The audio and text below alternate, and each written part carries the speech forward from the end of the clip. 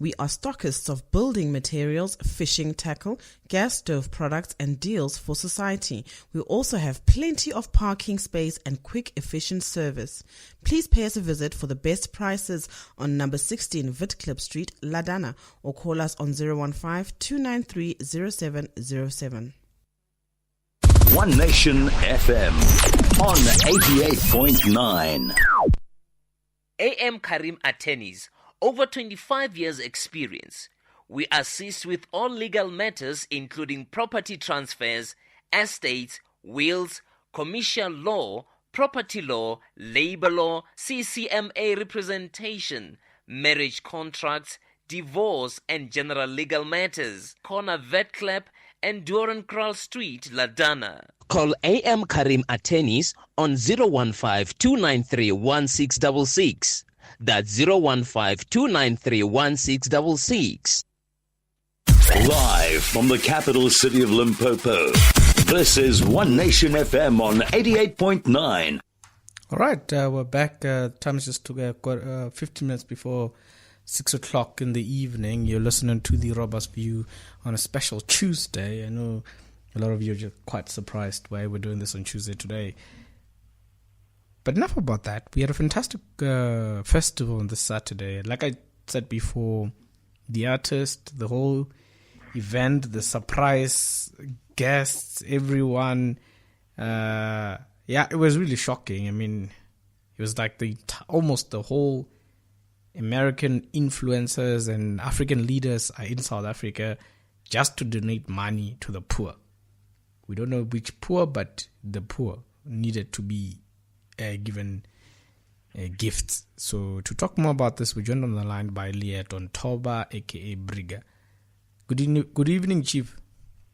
Yeah, good evening, Isaac. How are you? I'm good, and you? I was shocked I didn't see you there. No. I wouldn't go to such things. I mean, I thought maybe you're a global citizen, you know?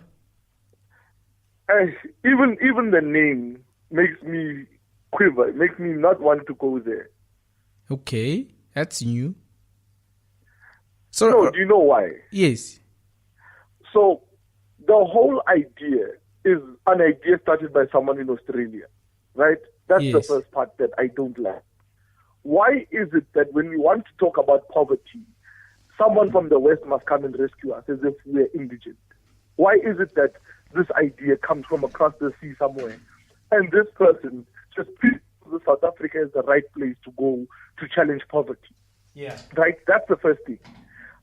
When this guy in Australia doesn't address the blatant racism against Aboriginal people of Australia by white people, he doesn't address the issues that they face. He doesn't address the systematic oppression that they face with mass incarceration. He doesn't face those things.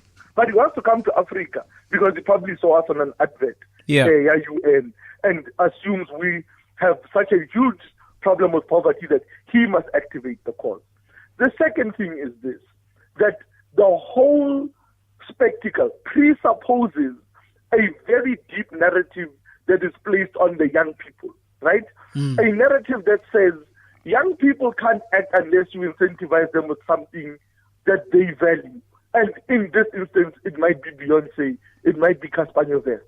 So it means that these people presuppose that young people in Africa, and particularly South Africa, would not be interested in making their society better altruistically without any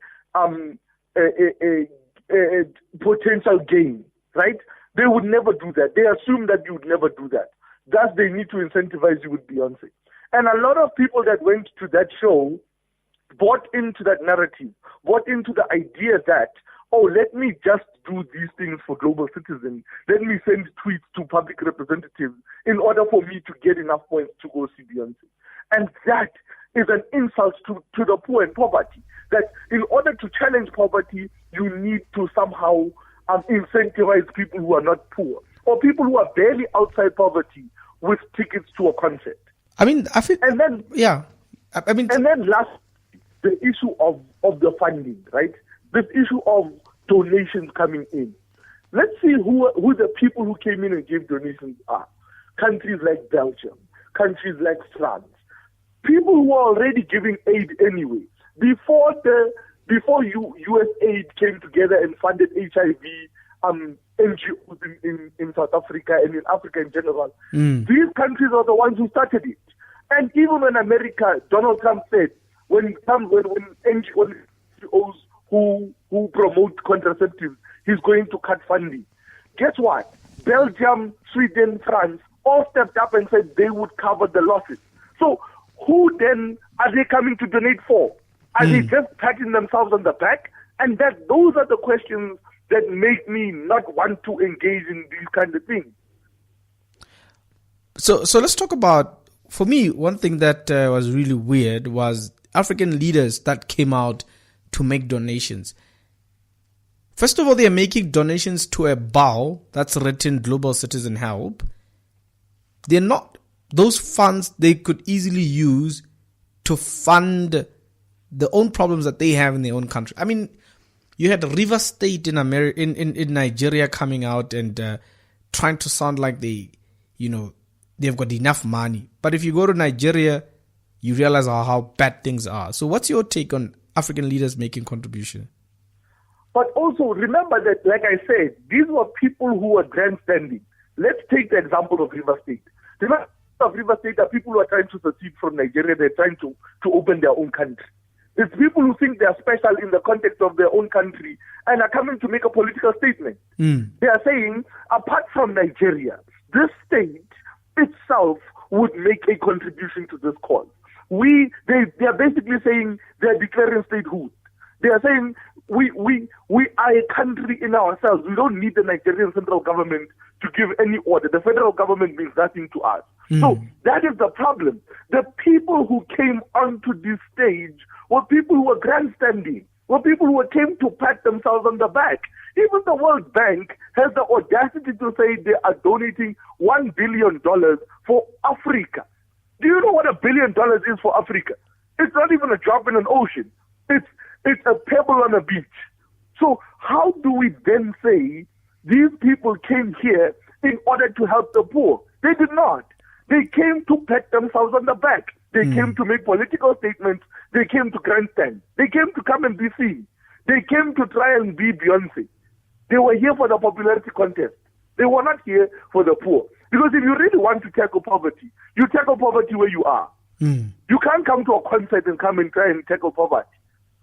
So you're saying they were grandstanding. In other words, the monies that they claim they have donated, they're not going to donate. No, even if they donate those monies, even if they do, what is the help of donating to the poor? What does it help? If I'm poor now, what does it help you giving me bread today? What does it help me? I'll eat, yes. I'll be full today. But you have not given me the will. You have not given me the way to make myself bread tomorrow. So how does it help me? I hate this thing of treating poor people as if they're indigent, as if they don't know how to do things. Poor people need opportunities. They don't need donations. They need opportunities to make money. If you give a poor person a job now, they will not be poor much longer because they will be doing a job and they'll be trying their very best to be successful at that job. But they're not even given the opportunity to compete. That's the problem. All the time, the system demands more and more poor people. You give them university degrees, they want 6 years experience. You give them the experience, they want if you are in IT, they want you to know a new coding language and have 3 years experience in it.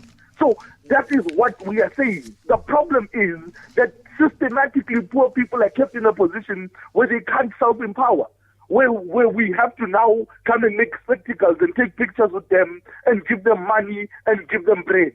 Those people then have no means. If you're telling me that concert is going to give each and every poor person at least a starting capital for a business, okay, I'll accept it. I'll say yes. I was wrong for not going to that concert. But if you're not going to teach those people how to open businesses, if you're not even going to give them jobs, I didn't even need to go there. It was a fruitless exercise. My issue was Africa's problems, right, emanates from colonial activities. So half of the problems we have in in Africa as a result of colonialism. And out of that, you still have African countries who still go out and get loan. And those unpayable, will never be finished debts are the one that causes a lot of lack of development in Africa. And I believe that if indeed World Bank cared about the poor girls, cared about water and sanitation, cared about unemployment, they should cancel their debt. If with this whole thing of global citizenship should start with IMF and World Bank canceling their debt. What's your take on that? And you know what? Even when you say cancelling their debt, these people will never do that. But I say to you, even forgiving 20% of the debt, 20% gives a country enough respite to invest in itself. But right now, we are constrained as African countries. But also, the former colonialists come and parade themselves here, acting like they want to progress Africa. And when I talk about Africa, I would like to even extend it to the diaspora, to places like Haiti, right? Let me give you an example. When France left Haiti, they then said, as their former colony, that the Haitians owe them for the infrastructure they built. Not even trying to talk about the slavery that they put those people under. But when they left, they said, you as Haitians need to pay us back for the infrastructure we put here. The Haitians do that. They pay them back off of their own work and then go into total collapse because of that payment. They're not talking about giving that payment to that country.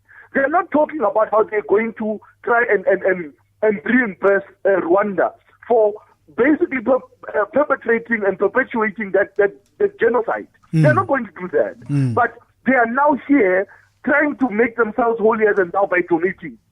Currently, in France, there's a debate raging amongst the politicians and the people in the arts there on whether or not to return the artworks that were stolen from Benin and the Central African region. Why should it even be a debate?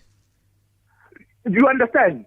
No. If they were to only return the things that they put in the Louvre, the things that they put in the museum, if they would bring them back to Benin, that would give a rise in tourism to Benin, at the very least. So why do they not bring them back? They even admitted to it being theft, but then said the people who were stolen from might not be able to be traceable. So you can't then give it to anyone, and they don't trust the Beninese government, which does not make sense. It's mine. If you don't trust me, if you stolen my TV, but you don't trust me, you must still bring it back. It's mine to do with what I please. But these people, they love to be in the limelight. They love to come down as white saviors from the sky and not necessarily do anything of substance. There's no substantive thing that they're doing to redress what they're doing. Before you start giving charity, redress. Go and fix what you've done. Go and fix it. Go and pay. Go and give them back their money that you demanded with interest. And you'll start to see poverty going away in Haiti. You'll start to see Haitians not trying to move into the Dominican Republic in mass. But they're not going to do that. They love seeing black people on TV, and they love patting themselves on the back saying, oh, those people on the TV I feed most of the time. When we have anything extra, we give to the Africans. Was it necessary though? Was it necessary though to use Mandela? Remember, Nelson Mandela is their way of saying, please don't be mad. You see, your leader was not mad. I even watched this morning one of the documentaries that they have on that pop-up channel. It was done by Carte Blanche, I think. Yes. All the testimonies that came about how great Mandela was and how his letters were inspiring when he was still in prison were testimonials mostly by white South Africans. So they were trying to show, the only part of relevance that white people can stick to, even outside of Africa, is this Mandela narrative that no, you don't need to be violent, even when you are poor. Just stay there, non-violent in your poverty, and we'll come and give you donations once in a while. Be like Mandela. And none of the testimonials were from poor people. At that concert, there were no poor people. And here's the last insult. On that pop-up channel, they played the concert. And when it came time for Beyonce to perform, halfway through her performance, they then said, oh, this is the exclusive part of the performances. And from here on out, he's not going to play. We'll just give you a recap of what happened during the game. So already the Which means- concert